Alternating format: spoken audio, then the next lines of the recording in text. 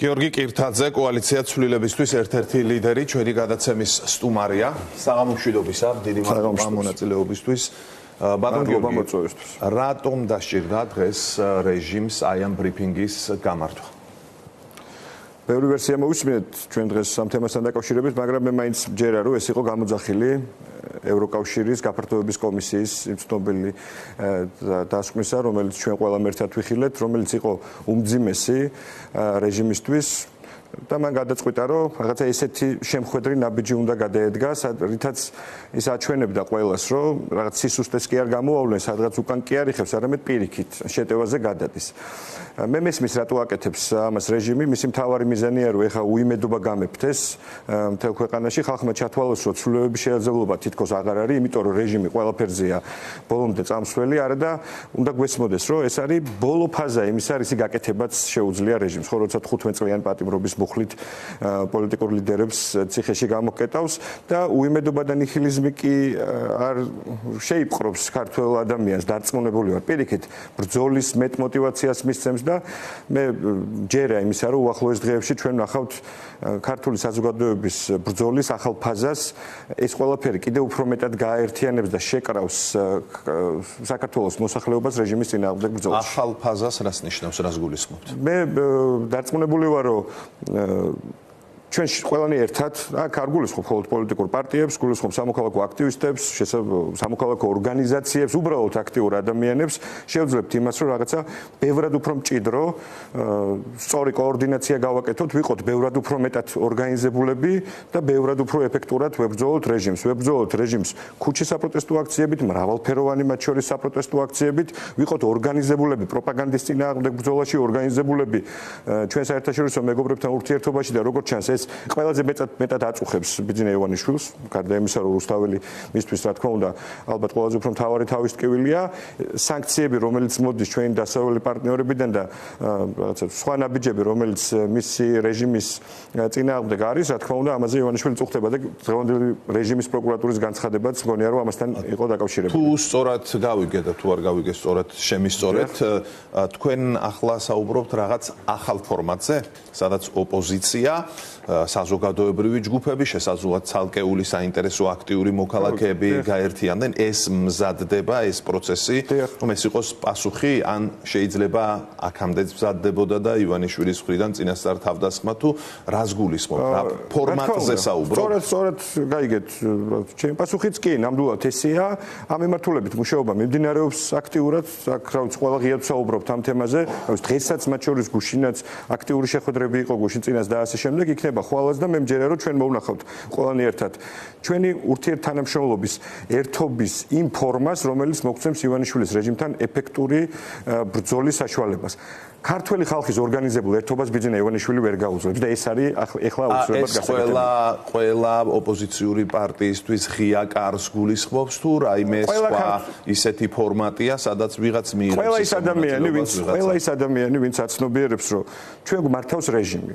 ყველა ის ადამიანი, ვინც აცნობიერებს, რომ რეჟიმის წინააღმდეგ ბრძოლა არის უმნიშვნელოვანესი და განსაკუთრებით მნიშვნელოვანია ქუჩის საპროტესტო აქციები, მათ შორის მრავალფეროვანი საპროტესტო აქციები. ყველა ის ადამიანი, ვინც ამ ქვეყნის მომავალს რწმენით უყურებს და უყურებს და ხედავს იმას, რომ ამ ქვეყანაში ჩვენ შეგვიძლია გრძელვადიანი პერსპექტივით კარგად ვიცხოვროთ და ამისთვის ბრძოლა ღირს, ჩემი აზრით, ამ ტიპის ერთობაში საკუთარ თავს იპოვის. რაც შეეხება ოპოზიციურ პოლიტიკურ თუ პროდასავლურ პოლიტიკურ პარტიებს, იმ დაპირისპირებებს, რაც სამწუხაროდ ხდება ხოლმე მათ შორის, თუმცა მქონია ჩვენ თანამშრომლობის ძალიან კარგი მაგალითებიც და მათ შორის ის, რომ არავინ შევიდა თავის დროზე პარლამენტში კომისიასთან ერთ თანამშრომლობის ნაწილი და ერთიანი ბრძოლა იყო ის, რამაც ივანიშვილის რეჟიმი არაღიარებული შექმნა, ხო, არაღიარებულ რეჟიმად ჩამოაყალიბა და მას როგორც ქვეყნის შიგეთ, ისე ქვეყნის გარეთ ყველა რეჟიმად მოიხსენიებს და არახელისუფლად. ეს იყო წარმატებული მაგალითები თანამშრომლობის, სამწუხაროდ ჰქონდა წარუმატებელი მაგალითებიც, ეს ეხება ამ ეგრეთ წოდებულ ადგილობრივ არჩევნებს, მაგრამ მგონია, რომ იმის ფონზე რაც ეხლა ხდება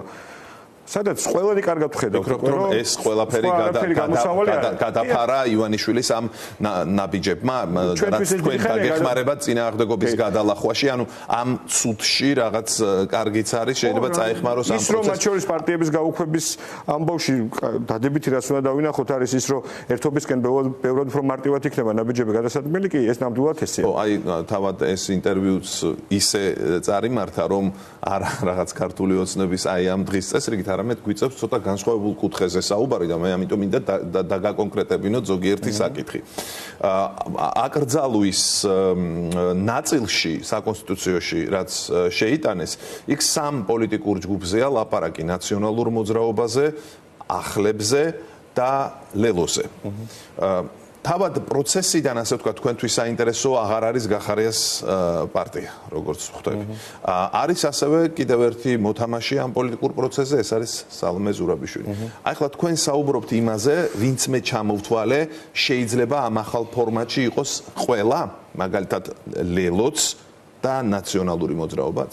მე ვსაუბრობ ერთიან დემოკრატიულ წინააღმდეგობის ფრონტზე, რომელიც უნდა იყოს რაღაც ორგანიზებული სტრუქტურა, რომელსაც უნდა ჰყავდეს ორგანიზებული და ჰქონდეს ორგანიზებული სტრუქტურა, რომელიც ბევრი ამ მნიშვნელოვანი მიმართულებით, რაც ჩვენ ვისაუბრეთ, ეს იქნება საპროტესტო აქციები, პროპაგანდის წინააღმდეგ ბრძოლა, ჩვენი საერთაშორისო ურთიერთობები იქნება რაღაცა მაღალი ორგანიზებით და იმუშავებს ბევრად უფრო ეფექტურად, ვიდრე ამ ყველაფერს ჩვენ ვახერხებთ. ვინ იქნება ესე ვთქვათ, ამ ერთიანი ფრონტის მთავარი დემოკრატიული ფრონტის მთავარი შემადგენელი ნაწილები, ეს ალბათ ყველაფერი გამოჩნდება შორის უახლოეს დღეებში. რა თქმა უნდა, ამას აქვს ხელშემშლელი ფაქტორები და ზოგიერთი პოლიტიკოსის ძალიან სამწუხაროა და მეორად ჩემთვის ძალიან დასაიან განცხადებებიც კი მოვისმინეთ. თუ Facebook პოსტებით წავიკითხეთ ჩვენ ბოლო დღეების განმავლობაში, მათ შორის იქ ვიღაცების გამოსვლებიც, ეს რა თქმა უნდა ამ ერთობას და ერთიან ბრძოლას ივანიშვილის წინააღმდეგ ძალიან უშლის ხელს. ყველა უნდა ჩამოყალიბდეს და ყველა უნდა მიხვდეს იმას, რომ ეხლა მართლა არ არის ამისი დრო. სააკაშვილის პოსტი. მათ შორის ბუნებრივია და ადამიანურად ჩემთვის ეს იყო ძალიან დასანანი ის რაღაცა ცილისწამება რაც ამ პოსტში იკითხებოდა, არ ვიცი, მე საერთოდ რაში შეიძლება ჩაჯდეს და რა თქმა უნდა ეს იყო არასწორი და კიდევ ერთხელ ვიმეორებ ძალიან დასანანი და ჩემი ეს უდიდეს შეცნობა. ესე იგი გილაურზე იყო ლაპარაკი და მართლა სად არის ხომ არ იცი? იქ საუბარი იყო რაღაც ჩვენს კოალიციაზე და არ ვიცი, მე უხერხულია ვიღაცებმა ნიკა მელიას, ნიკა გვარამიას, ელენეს, ზურას, რა ვიცი, კიდევ ვარ ცხები ამ კოალიციასა თუ პარტიაში ჩვენ დაგვაბრალოს, რომ რაღაც დაგვაბრალოს მოკლედ ის რაც იქ იყო საუბარი. ეს გადაულახავი პრობლემაა? მე მიმაჩნია რომ ყველამ კარგად უნდა მართლა ყველამ კარგად უნდა გააცნობია რომ სად ვარ ჩვენ ახლა და თუ ამას ვერ გააცნობიერებს ზოგიერთი პოლიტიკური ლიდერი, რა ვიცი ის იქნება მართლა თავისთვის. ის იქნება მართლა თავისთვის. მაყურებლისთვის ესეც საინტერესოა ჩემთვის. ვინ გააცნობიერებს ის იქნება ამ ერთობაში და ეს ერთობა იბრძოლებს ივანიშვილის გილაურზე რა შეგიძლია თქვა? სად არის? არ ვიცი სად არის, ალბათ ამის შესახებ მან თავად უნდა ისაუბროს. პოლიტიკურად სად არის, მოდი ასე ვთქვა. არ ვიცი როგორც ჩანს კერა და ყველანი ერთად ხედავთ რომ ის არ არის ამ ეტაპზე აქტიური ქართულ პოლიტიკაში. ეგ სწორია თუ არასწორი, ჩემი პოზიცია თუ გაინტერესებთ, არ არის სწორი. მიმაჩნია რომ მისი მეტი ჩართულობაც იქნებოდა მნიშვნელოვანი, ისე როგორც ნებისმიერი ადამიანის, რომელსაც რაღაცა ტიპის, რა ვიცი, პერსონალური რესურსი გააჩნია ივანიშვილის წინააღმდეგ. არ არის. ბრძოლას. ის კოალიცია სადამას შორის. ამ ეტაპისთვის ის არ არის ჩართული იმ პროცესებში, რა პროცესებსაც ეხლა ჩვენ ყველანი ერთად თვალს ვადევნებთ, გითხარით ჩემი დამოკიდებულება ამ საკითხზე, დანარჩენს უფრო მეტს ალბათ ის თავად ისაუბრებს. მოკლედ ჯერ არ ვიცით, აი ეს ფორმატი შეძლებს თუ არა ყველა პოლიტიკური ძალის თავის-თავში. მე ძალიან დიდი იმედი მაქვს, რომ ეს ფორმატი შეძლებს იმ ტიპის ძალის გამოსხივებას, რომელიც უამრავ ადამიანს, რომელიც ეხლა ალბათ ჩვენ გვიყურებს და ცოტა ნიჰილიზმისა და უიმედობის ბაცილა მაინც აქვს შეპარული, ამას გადაალახვინებს, ქუჩაშიც გამოიყვანს და უფრო აქტიურად ჩართავს ივანიშვილის წინააღმდეგ ბრძოლაში. ლელოცი გულისხმობა აქ როგორც. ყველა ის ადამიანი, კიდევ ერთხელ ვიმეორებ, ვინც კარგად აცნობიერებს, რომ ბრძოლის ხაზი ეხლა გადის ამაზე.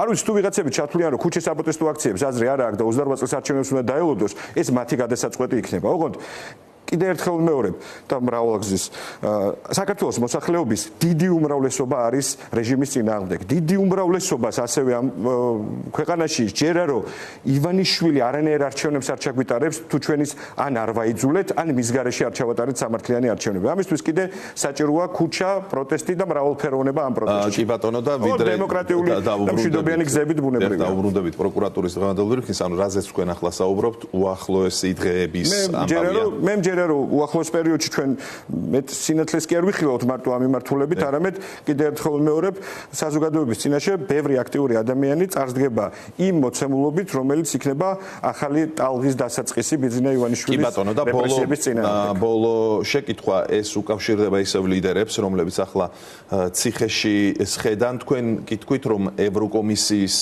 ანგარიშზე პასუხი იყო ეს, მაგრამ თუმცა ბევრი სხვა რამის გამო შეიძლება ეს შეიძლება პრაქტიკული თვალსაზრისით სხვა გაგრძელებასაც პოვებდეს, ხომ, რომ ეს ლიდერები, თუ კი ივანიშვილი ძალაუფლებას ინარჩუნებს, კიდევ მრავალი წლით ჩატოვოს ციხეში. ფიქრობთ თუ არა, რომ ეს მართლაც რეალურია, რომ ეს ადამიანები უბრალოდ არ გამოუშვას ივანიშვილმა ამ ახალი საქმეებით იმ ასე ვთქვათ, ვადის ამოწურვის შემდეგ რის საბაბითაც დღეს არიან ისინი. რატო არის ეს გასაკვირი? უდიდესი ალბათობით კი არა, ალბათ ბიძინა ივანიშვილს ეგრეთ წარმოადგენია, რომ ეს ხალხი მას მუდმივად უნდა ყავდეს ციხეში.